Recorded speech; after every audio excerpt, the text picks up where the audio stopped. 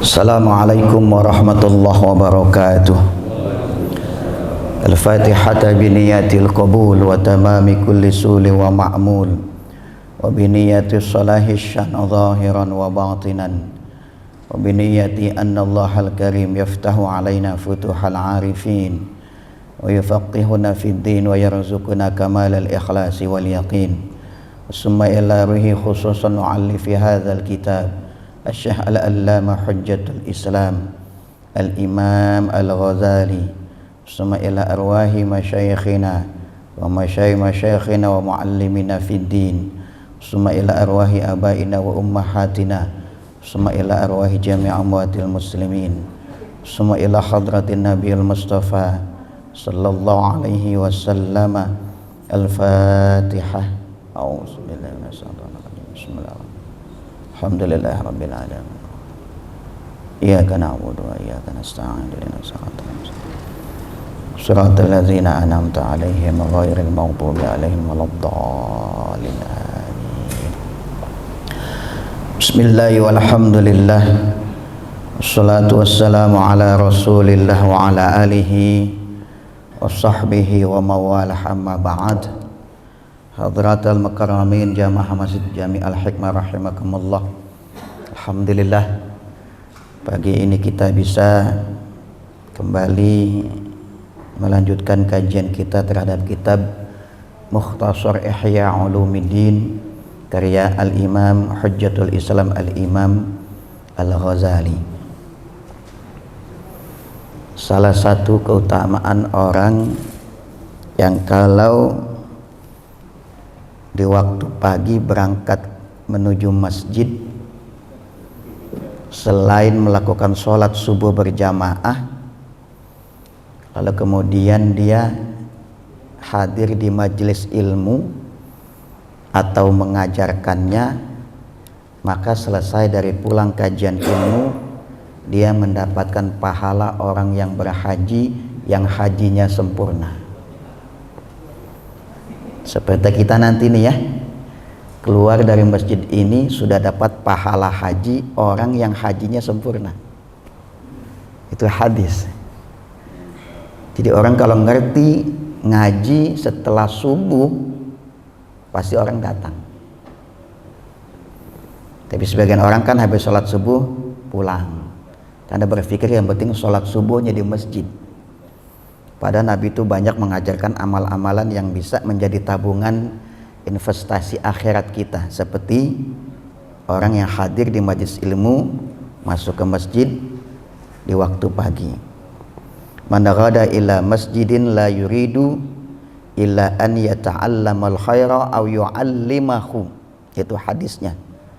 Kana lahu ka ajri hajin tamman hajjatuhu.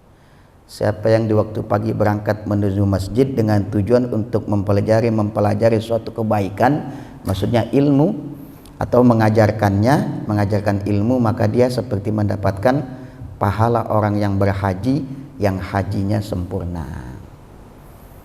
Jadi kalau mau mengumpulkan amal soleh, hadir ke masjid kajian subuh.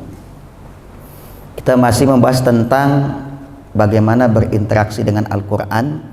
Ini mereview, mengulang pada pertemuan yang lalu. Berinteraksi dengan Al-Quran itu ada beberapa cara. Yang pertama adalah membaca Al-Quran, membacanya saja sudah ibadah. Bahkan melihat mushaf Al-Quran itu ibadah. Setelah membaca, menghafal.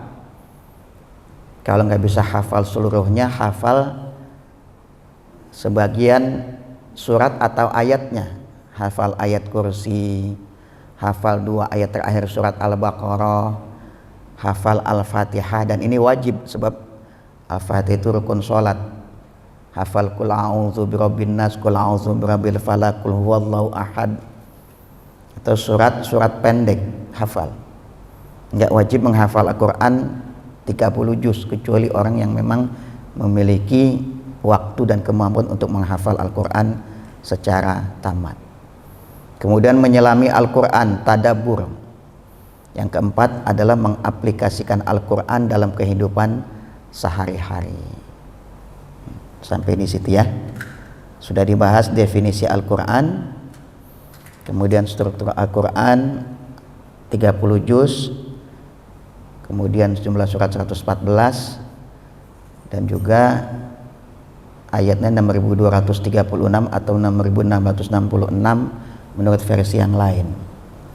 Jadi jumlah ayat Al-Quran itu banyak versi ya. Ini bisa kita lihat di sini komposisi ayat Al-Quran.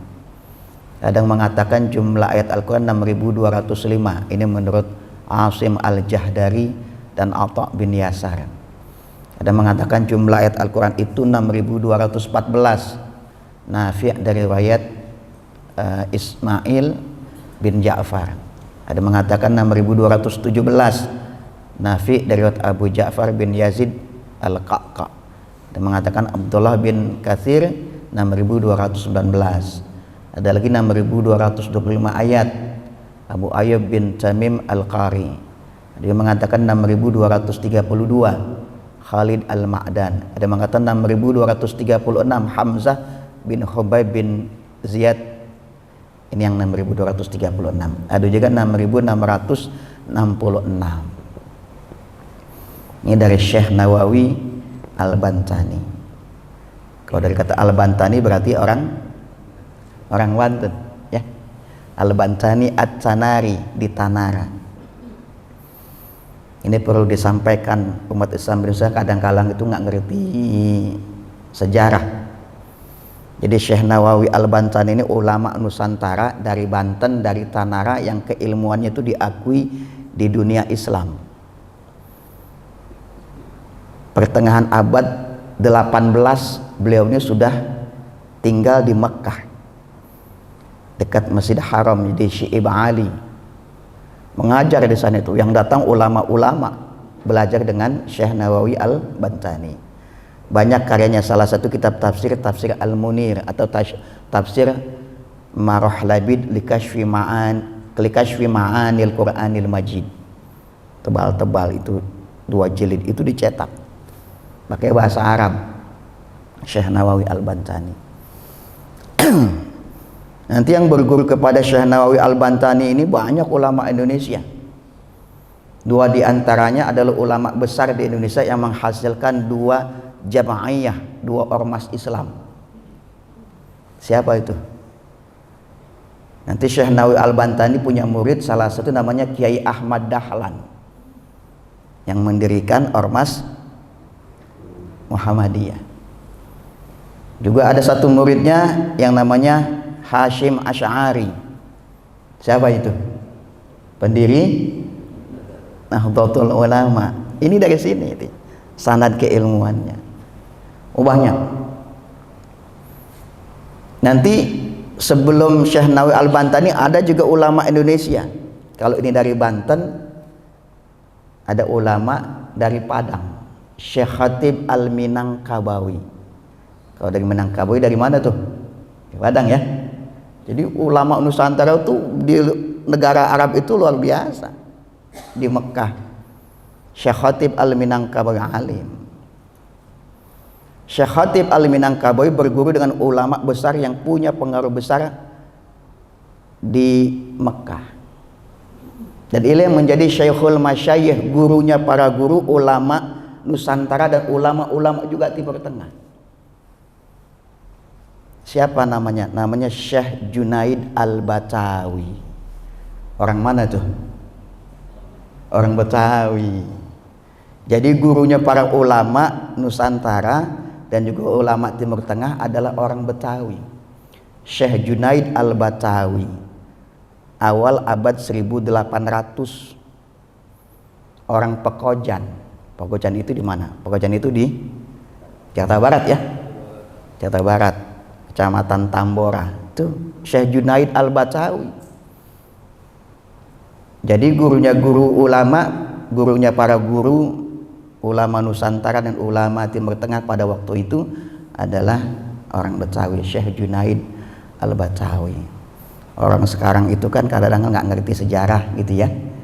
Dia anggap ulama Indonesia ini nggak ada apa-apanya, padahal banyak berjasa dalam mata rantai keilmuan di Timur Tengah. Banggalah kita. Dari orang Betawi muncul di dunia internasional, orang Minangkabau, kemudian juga orang Banten. Sudah juga dibahas keistimewaan Al-Quran, beberapa hadisnya.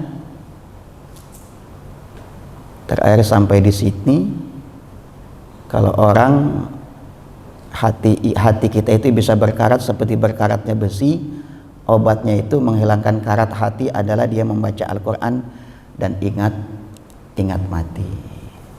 Terakhir sampai di situ ya.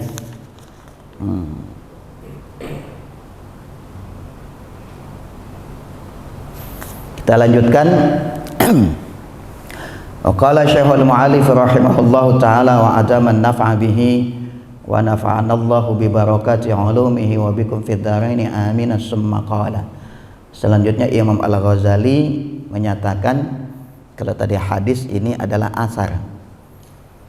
Wa qala Amr bin Al-'Asi kullu ayatin fil Qur'ani darajatun fil jannati wa misbahan fi buyutikum. Kata Amr bin Al-'As, berarti sahabat Rasulullah.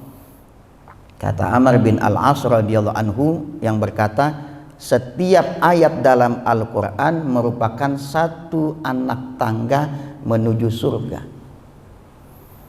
dan satu ayat Al-Quran itu merupakan cahaya yang dapat menerangi rumah kalian.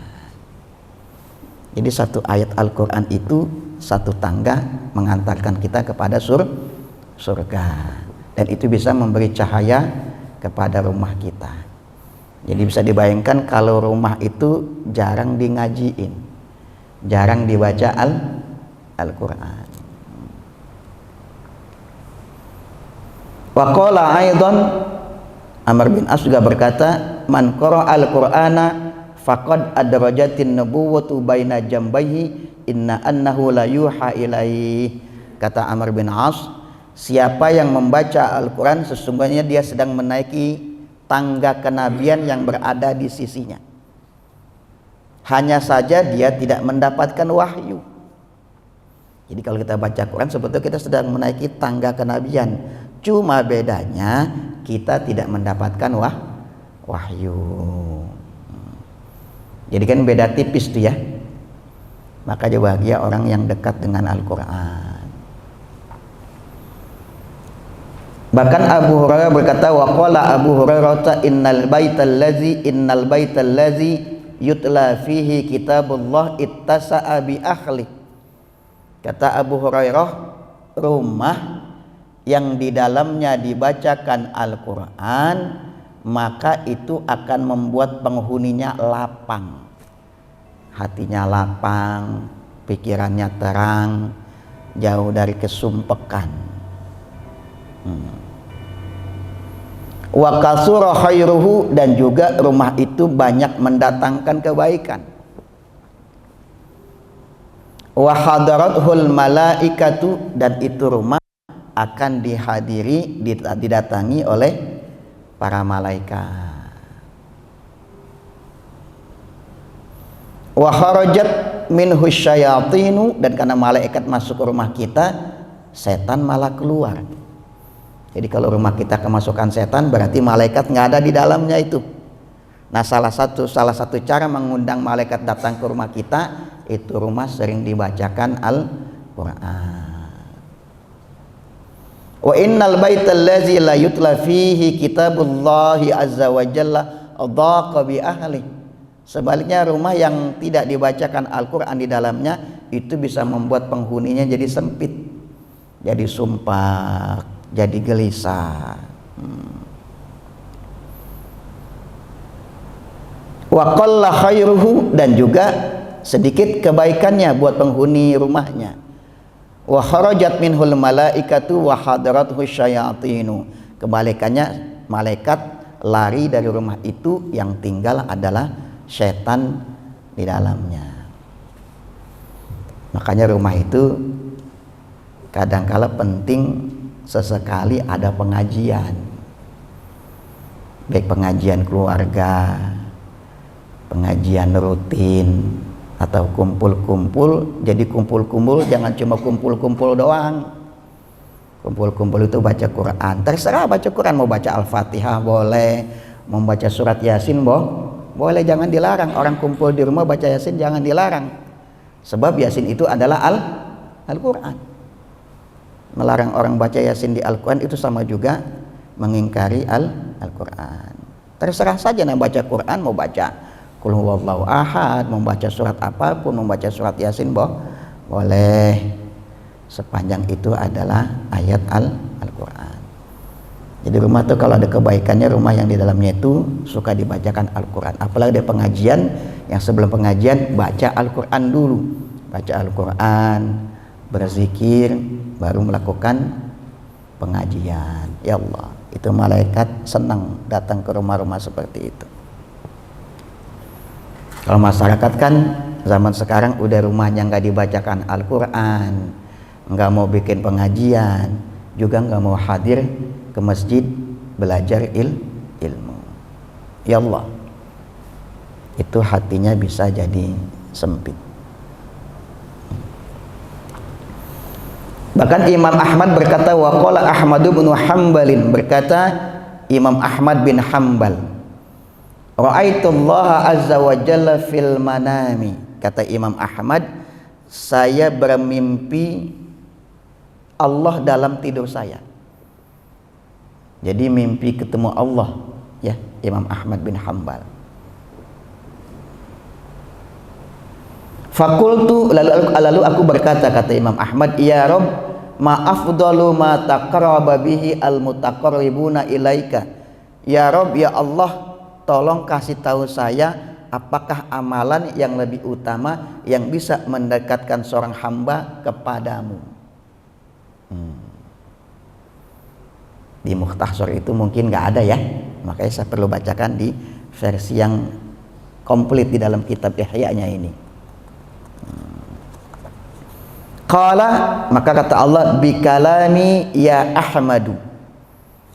Jadi salah satu amalan yang utama yang bisa mendekatkan seorang hamba kepada Allah adalah kata Allah, bikalami ya Ahmadu, yaitu dengan membaca kalamku. Makanya Al-Quran disebut dengan kalamullah, ya, kemarin ya, definisi Al-Quran itu adalah kalamullah. Lalu Imam Ahmad bertanya lagi, qultu ya Rabb, bifahmin au bi ghairi fahmin. Ya Allah, itu orang baca dengan memahami yang dibacanya atau dia nggak paham. Qala, maka kata Allah, bifahmin wa bi ghairi fahmin. Baik orang itu faham dengan yang dibacanya atau tidak paham dengan apa yang dibacanya. Jadi baca Quran faham tidak paham itu ibadah bukan? Ibadah bukan? Orang sekarang itu suka ngasih menghalangi orang kebaikan. Ngapain ngaji Al-Quran ente kagak paham? Setan tuh. Ada yang begitu tuh? Ngapain sih baca Quran ente kagak paham? Ngaji aja. Banyak tuh begitu tuh. Ngapain ada ngaji saya yasinan begini-begini? Emang paham? Oh, setan itu.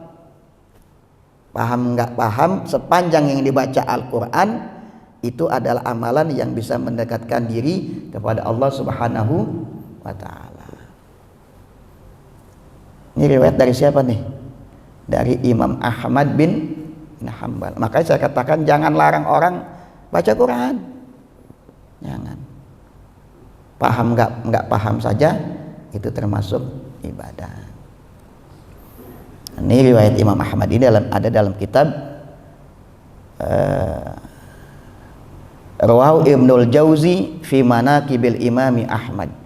Imam Ibnul Jauzi, seorang ulama mazhab Hambali. Jangan tertukar, ada Ibnul Jauzi, ada Ibnu Qayyim Al-Jauziyah. Ya. Kalau Ibnul Jauzi ini seorang mufassir, juga seorang mu'arikh, sejarawan, Ibnul Jauzi. Itu ada kitab tafsirnya itu Zadul Masir, tebal juga. Itu Ibnul Jauzi. Jadi hidup seangkatan dengan Imam Al-Ghazali ya. Walaupun Imam Al-Ghazali lebih senior. lahir lebih dulu dan juga wafat lebih dulu. Nanti Ibnul Jauzi ini wafat 100 tahun kurang lebih sesudah Imam Al-Ghazali. Baru 100 tahun kemudian muncullah orang yang namanya Ibnu Qayyim Al-Jauziyah. Ya. Jadi jangan sampai tertukar tuh Ibnul Jauzi dan Ibnu Qayyim Al-Jauziyah. Kalau Ibnul Jauzi dia seorang mufassir. Kitab tafsirnya ada.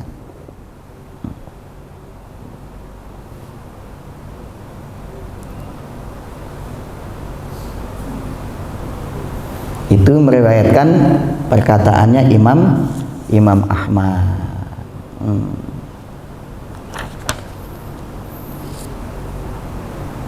Berikutnya waqala Sufyan Ats-Tsauri iza qara'a ar-rajulu al-Qur'ana qabbala al-malaku baina ainaihi.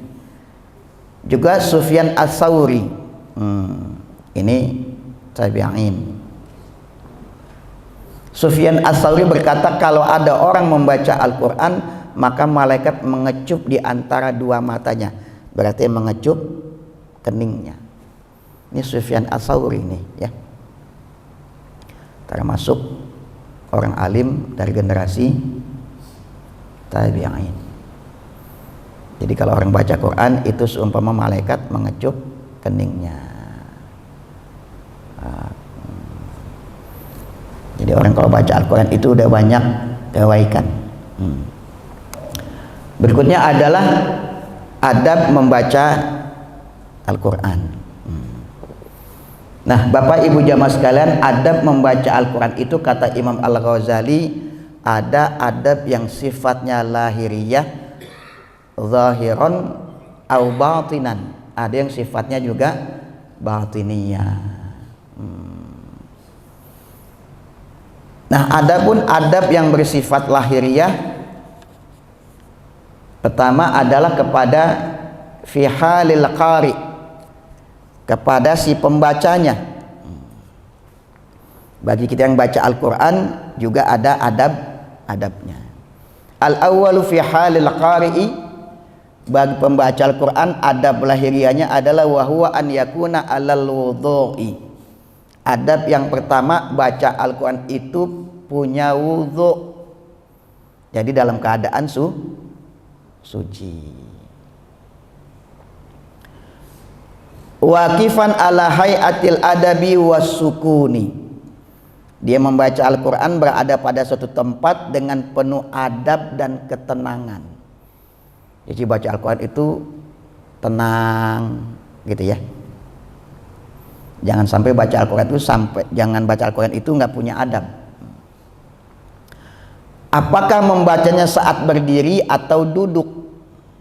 Imma qa'iman wa imma jalisan. Emang boleh baca Quran sambil berdiri? Boleh. Kapan tuh? Ketika lagi sholat atau lagi tawaf tuh ya, baca Quran ada orang sambil jalan. Au jalisan, sambil duduk. Mutrakan ra'sahu, dan kepalanya itu tertunduk, maksudnya itu khusyuk. Jangan baca Al-Quran itu kepalanya itu seperti orang yang menunjukkan kesombongan. Ghaira mutarabbi'in wala muttaqi'in wala jalisin ala hayatit takabbur.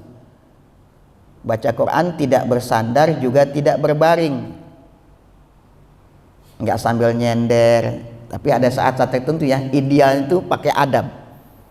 Dia nggak bersandar juga tidak berbaring, juga tidak dalam duduk posisi sombong. Jadi baca Al-Quran seperti ini, kakinya diangkat dia baca. Jangan ya, itu banyak tuh. Kita temukan di Masjid Haram, di Masjid Nabawi, dia baca Quran. Jangan. Tapi orang Indonesia jarang yang begitu ya. Orang Indonesia itu adabnya itu bagus kalau mau sholat. Di mana posisi duduk membaca Al-Quran adalah seperti seorang murid berada di hadapan gurunya. Wa yakunu julusuhu wahdahu ka julusihi baina yadayi ustazi. Jadi seorang santri, seorang murid itu kalau berada di depan gurunya itu dia tunduk. Kenapa seperti itu? Karena baca Al-Quran itu membaca kalamullah. Makanya itu betul-betul tenang, punya adab. Wa afdhalul ahwali an yaqra'ahu fi sholati qa'iman. Yang kedua, adabnya keadaan terbaik membaca Al-Quran adalah saat berdiri ketika sholat. Baca Al-Fatihah, waladhdallin, amin. Baca deh itu ayat Al-Quran. Apakah satu surat? Itu afdol. Baca Al-Quran ketika berdiri, ketika sholat. Dan afdol lagi dilakukan di masjid. Makanya imam-imam masjid itu termasuk orang yang banyak kebaikan. Ya, baca Al-Quran ketika mengimami sholat. Fazalika min afdolil a'mal, dan termasuk ini seafdol seutamanya amal. Jadi bagaimana kalau terpaksa baca Quran nggak punya wudhu? Makanya ulama salafus soleh itu ilmunya itu berkah. Kenapa? Karena selalu memberi solusi. Kata Imam Al-Ghazali, fa in qara'a ala ghairi wudhu'in wa kana muttaji'an fil firashi falahu aidon fadlun. Kalau ada orang baca Quran tanpa berwudu, asal hadasnya hadas kecil ya, bukan hadas besar, bukan lagi junub, lagi haid, belum mandi wajib, tapi biasa aja tuh, tapi nggak wudu, dan bacanya sambil tiduran. Kan ada orang baca Quran itu sambil tiduran, ada nggak? Ada. Kapan? Saat kita sakit, saat kita lelah, tapi kita udah biasa baca Quran, ya udah sambil tiduran deh, tetap mendapatkan keutamaan. Loh, apa dalilnya? Dalilnya firman Allah dalam surat Al Imran 191. Ada di situ ya.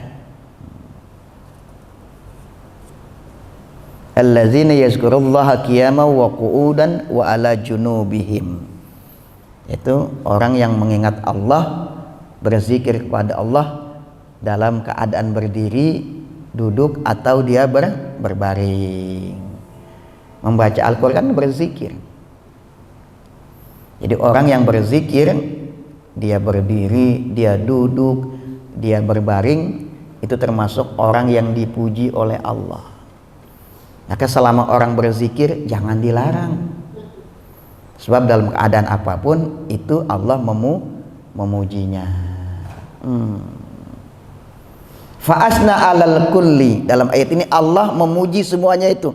Orang yang berzikir, orang yang membaca Al-Quran dalam keadaan berdiri, dalam keadaan duduk, atau berbaring. Fa'asna alal kulli walakin qaddamal qiyama fi dzikri. Namun yang disebutkan pertama adalah mengingat Allah dalam keadaan berdiri, lalu kemudian duduk, kemudian berbaring.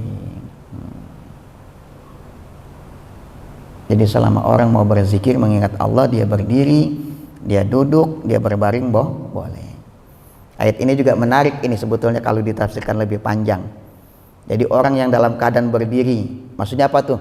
Dalam keadaan sehat, dalam keadaan banyak harta, dalam keadaan berada dalam posisi yang tinggi, dia tetap ingat Allah. Lalu ketika dia duduk, ketika sudah tua, sudah mungkin mulai berkurang pendapatannya, mungkin sudah tidak punya jabatan, dia tidak tetap ingat Allah. Atau dalam keadaan berbaring dia udah nggak berdaya, sudah sakit tetap mengingat Allah. Ini termasuk orang yang dipuji oleh Allah. Ala kulli hal, ingat Allah, berzikir kepada Allah dalam setiap keadaan, berdiri, duduk, kemudian juga berbaring, baik dengan makna hakiki atau makna majazi. Jadi sebetulnya makin orang tambah usia, makin tua, dia tetap ingat zikir kepada Allah. Jangan sampai mudanya rajin zikir, udah tua dia nggak rajin zikir. Kita kalau terpaksa baca Quran tanpa wudu. Wa qala Aliun radhiyallahu anhu, Sayyidina Ali berkata, man qara'a al-Qur'ana wa huwa qa'imun fi sholati. Kata Sayyidina Ali, siapa yang baca Al-Qur'an dia baca waktu dia berdiri salat.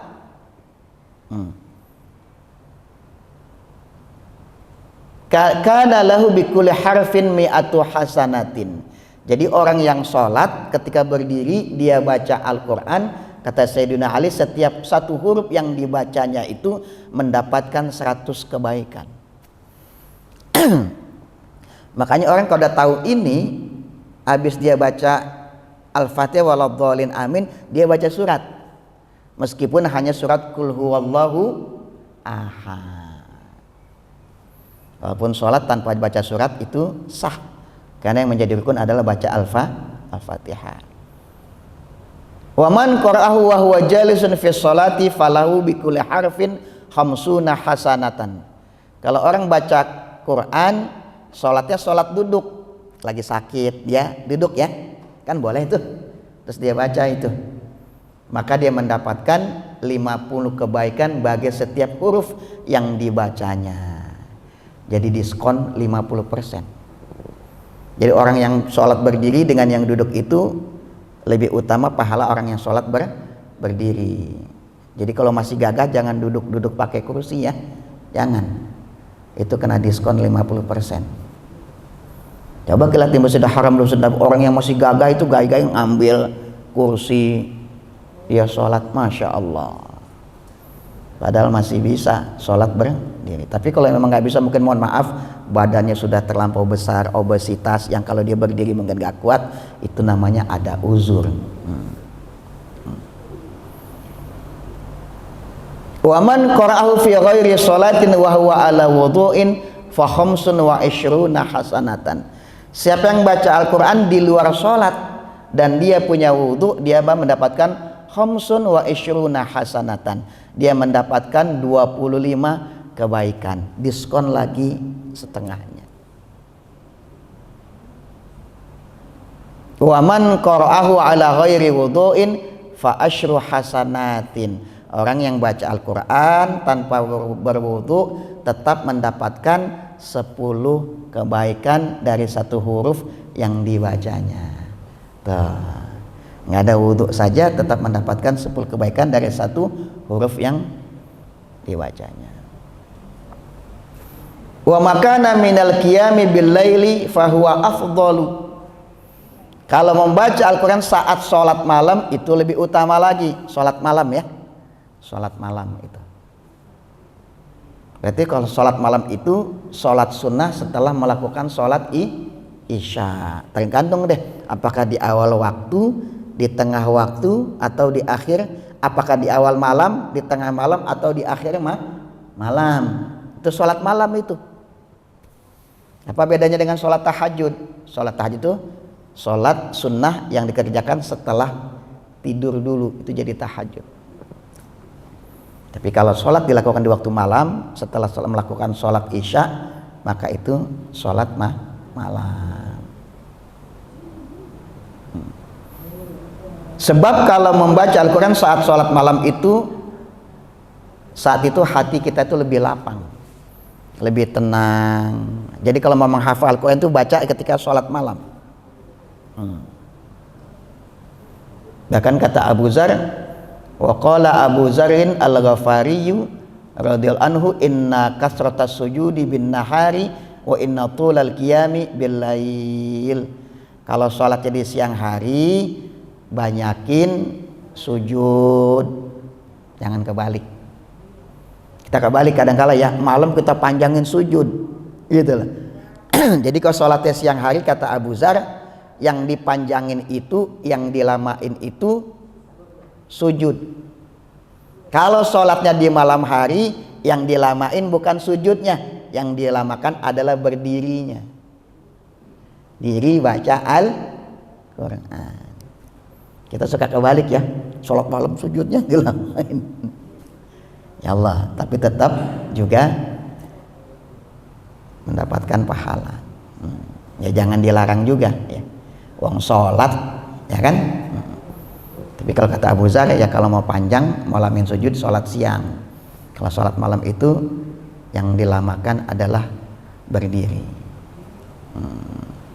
Wa inna tulal qiyami bilail, yang dipanjangkan adalah berdiri membaca Al-Qur'an.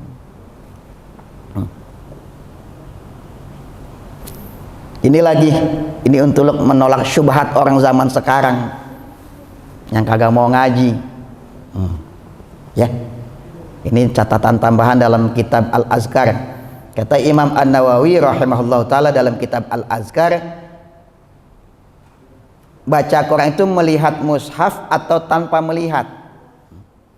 Karena ada orang tuh yang mungkin dia sudah hafal baca Yasin, baca apapun, dia nggak mau gitu ya. Atau bahkan sengaja ditunjukin saya hafal nih gitu ya. Atau dia tetap baca Al-Quran dengan melihat meskipun dia sudah hafal. Kata Imam An-Nawawi, qiraatul Qur'ani minal mushafi afdalu minal qiraati min hifzih. Membaca Al-Quran sambil melihat mushaf itu lebih afdal dibanding membaca Al-Quran dengan menghafalnya tanpa melihat Al-Quran. Apa alasannya? Sebab melihat Al-Quran itu sudah bernilai ibadah. Jadi meskipun kita sudah hafal, buka aja Quran tuh. Apakah lewat Quran fisik atau Quran yang di digital. Tapi hati-hati kalau Quran digital ya, harus yang dari aplikasi yang memang sumbernya resmi dan memang sudah ditashih. Seperti mushaf Quran dari Kementerian Agama, itu bagus malah. Kalau dari pengembang yang lain jangan, kadang-kala itu banyak kesalahan. Kalau dari Kemenag itu sudah bagus itu. Bahkan itu mushaf, salah satu mushaf terbaik adalah mushaf versi Indonesia. Jadi baca Quran lewat dari mushaf, melihat langsung itu lebih afdal dibanding menghafalnya tanpa melihat. Hakaza qala ashabuna wa huwa masyhurun anis salafi radhiyallahu anhum, dan inilah pandangan para ulama mazhab Imam Syafi'i dan juga pandangan populer dari para salafus saleh. Jadi salafus saleh dan juga ulama mazhab Syafi'i itu mengatakan baca Quran melihat mushaf itu lebih afdal dibanding tanpa melihat dengan menghafalnya. Wa hadza laisa ala itlaqi, tapi kata Imam An-Nawawi pandangan ini tidak selalu bersifat mutlak. Berarti kalau nggak mutlak sifatnya kasuistis ya. Enaknya belajar sama ulama tuh begitu. Ada opsi ini, ada pandangan begini, maka di situ ada rahmat buat kita. Sebab ada orang yang memang tugas itu menghafal Al-Quran. Kalau menghafal Al-Quran kan nggak harus ngelihat Al-Quran. Berarti Quran itu ditutup. Bahkan matanya saja ditutup ketika menghafal Al-Quran. Makanya kata Imam An-Nawawi, wa hadza laisa ala itlaqi. Tapi pandangan ini tidak semuanya itu mutlak, namun bisa kasuistik. Bal in kana al-qari'u min hifzihi yahsulu lahu min at-tadabburi wa tafakkuri wa jam'il qalbi akthar mimma yahsulu min al-mushafi fal qira'atu min al-hifzi afdalu. Kalau ada orang baca Quran dengan menghafal tanpa melihat, dan itu membuat dia lebih gampang fokus, jam'ul qalbi, dan lebih gampang itu tafakur, merenungi dibanding dia melihat, maka dengan menghafal tapi dia fokus itu lebih utama. Jadi kalau kita mau hafal tanpa melihat, dengan catatan itu kita sambil mentadaburi ayat yang kita baca dan kita fokus. Tapi kalau baca Quran yang nggak fokus, udah mendingan melihat mushaf. Sebab melihat mushaf termasuk ibadah. Wa ini stawaya faminal mushafi afdalu. Tapi kalau sama, melihat mushaf itu fokus, tanpa melihat mushaf juga fokus, khusyuk. Nah kalau sama levelnya, tetap membaca Al-Quran dengan melihat mushaf itu lebih afdal, lebih utama. Jadi kesimpulannya baca Al-Quran, lihatlah mushaf. Baca aja, meskipun kita hafal, kita baca hafal surat Yasin, hafal surat Ar-Rahman, hafal surat Tabarok, hafal surat Al-Waqiah, udah baca tuh, buka mushaf kita.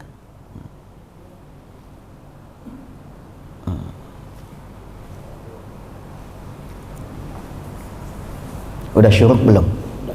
Oh sudah syuruk. Oh baik. Kalau sudah syuruk, ini masih tentang ukuran berapa banyak ayat yang kita baca atau ukuran berapa kali kita khatam Al-Quran. Berikutnya Imam Al-Ghazali bahas ke situ ya. Karena sudah syuruk, mungkin Bapak Ibu mau sholat sunat. Ada pertanyaan? Silakan Pak Firdaus. Yang pertama saya lihat ini. Masalah mushaf ini. Apakah kita di Al-Quran?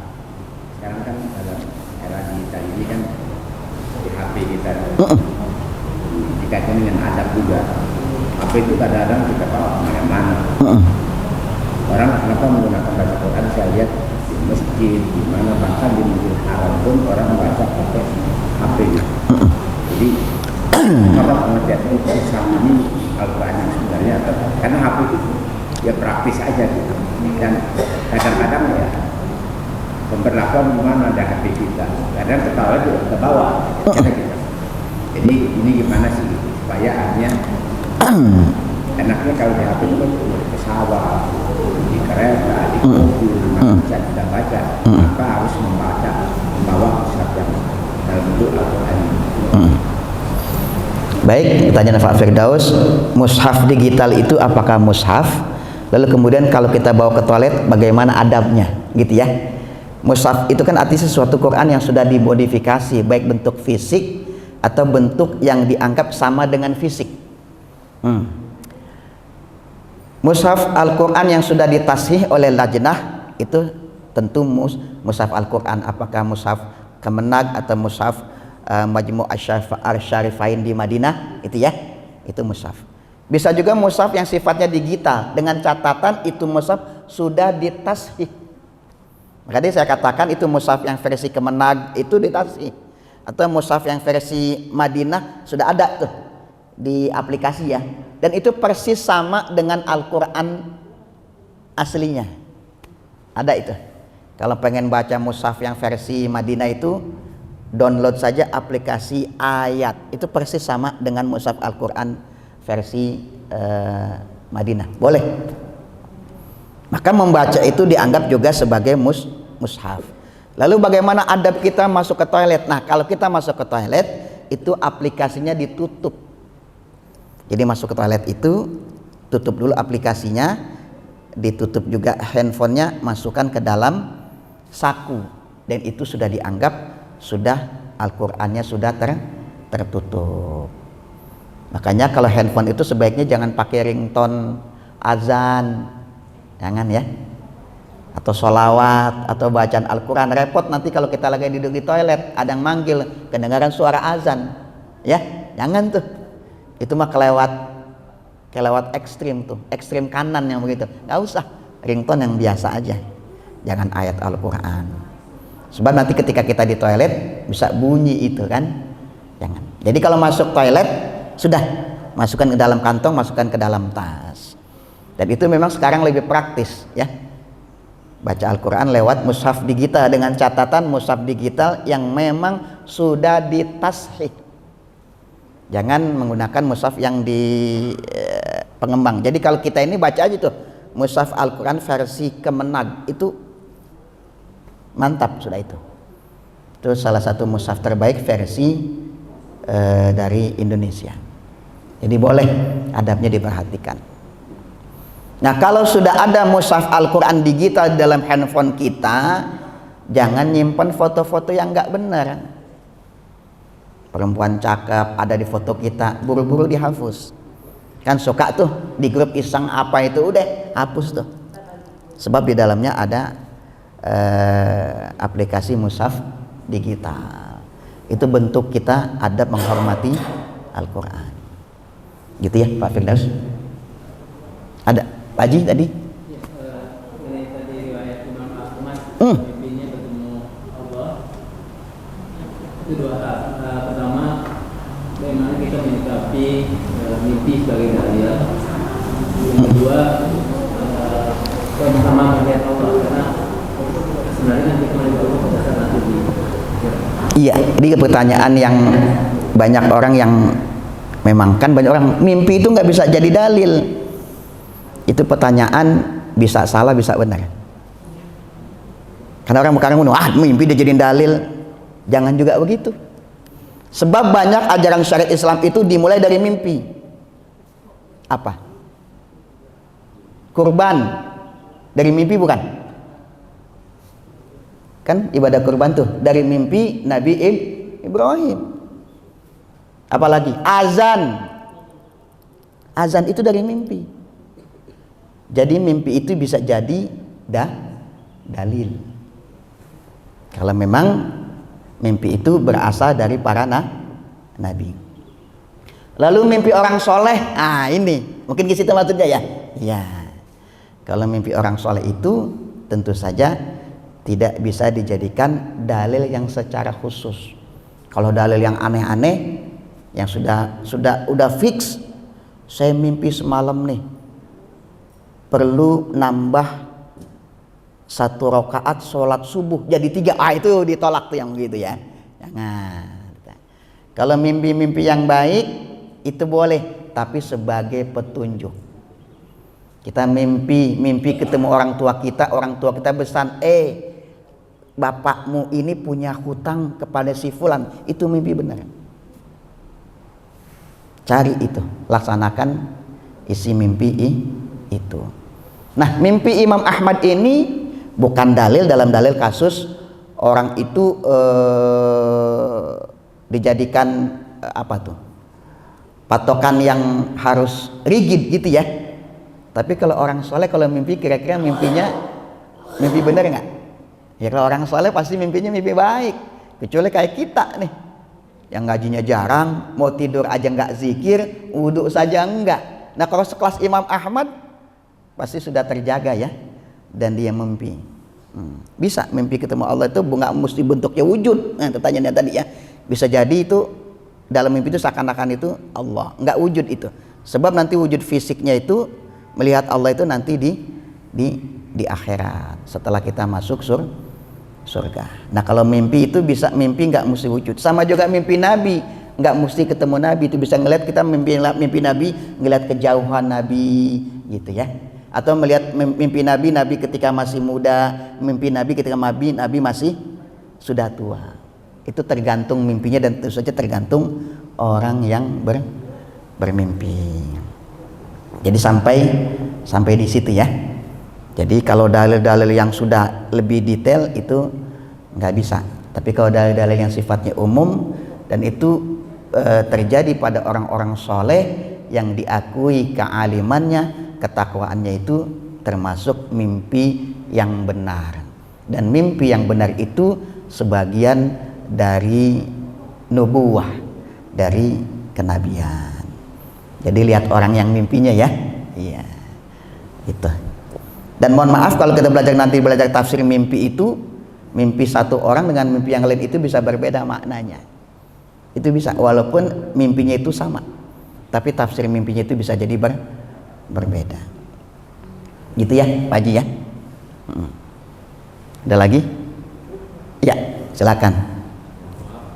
Tadi kan kalau dilihat saya bilang yang utama pas sholat kalau kita lagi berjalan misalnya atau berkendaraan itu apakah juga diperkenankan? Oke. Baca Al-Quran ketika dalam berkendara boleh dengan catatan tidak mengganggu keselamatan berkendara ya. Artinya perhatikan. Jadi jangan lagi kita jadi jalan tol kita baca Quran, tentu saja jangan ya. Dimaksud itu di Quran mungkin ketika lampu merah berhenti kita baca Quran boleh. Tetap dianggap baca Quran dalam keadaan duduk. Jadi itu saya lakukan tuh, ke lampu merah macet saya ambil ada Quran fisik di mobil itu baca. Ayat yang saya ingat ini buka. Boleh. Tetap itu dianggap membaca Al-Quran dan itu mendapatkan keutamaan. Sebab ayatnya yang tadi tuh, orang yang mengingat Allah dalam keadaan berdiri, duduk atau berbaring. Nah kalau di dalam mobil pasti kita duduk. Maka membaca Al-Quran di dalam kendaraan di dalam mobil, apakah mobil pribadi atau mobil angkutan umum, dengan catatan itu mungkin melihat kondisinya, tetap mendapatkan pahala dan itu termasuk ibadah. Ingat, membaca Al-Quran itu adalah dihitung ibadah. Maka jangan pernah sekali-kali mempersoalkan orang yang membaca Al-Quran, sepanjang yang dibaca adalah Al-Quran. Gitu ya, Komandan. Ada lagi? Cukup ya? Baik, insya Allah nanti kita lanjutkan masih tentang batasan standar baca Quran, gitu ya. Kan sekarang ada tuh baca Quran yang penting 1 ayat gitu. Itu bagaimana itu? Sehari 1 ayat dan seterusnya, khatamnya bagaimana. Nah, ulama itu sudah bahas tentang ukuran membaca Al-Quran fi miqdaril qiraah, ukuran standar berapa banyak membaca Al-Quran. Insya Allah kita lanjutkan pada pertemuan yang akan datang. Subhanaka la ilma lana illa ma 'allamtana, wallahu a'lamu bissawab. Assalamualaikum warahmatullahi wabarakatuh.